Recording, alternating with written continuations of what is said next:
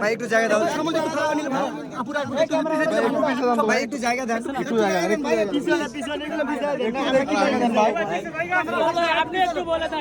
আমার কথাটা মনোযোগ শুনবেন ভাই, একটু পিছনে হচ্ছে কি ভাই যে কাজগুলো করে আর যে কাজ সামনের দিকে, আমি একটা রোজ ভিডিওতে ভাইও অনেক ছোট মন নিয়ে কথা বলছি, তো ভাই আমাকে ক্ষমা দৃষ্টিতে দেখবেন। যাই হোক, যে বিষয় হোক, আমি ওই ভাই যে বকাটা দিছিল সেইটা নিয়ে আমি একটা ভিডিও বানাচ্ছি।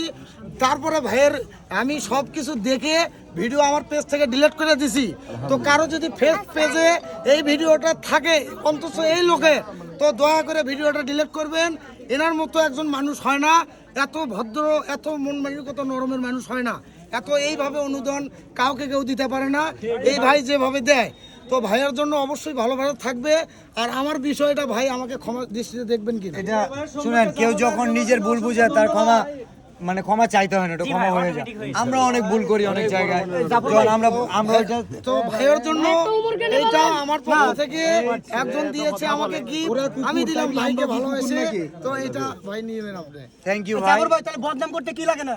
আসলে মানুষের বদনাম করা যায়, কিন্তু এইভাবে মানুষের পাশে দাঁড়ানো খুব কঠিন একটা জিনিস। ভালো মন লাগে, মন মানসিকতা লাগে। ওই উমর টুমরের ওটা বেল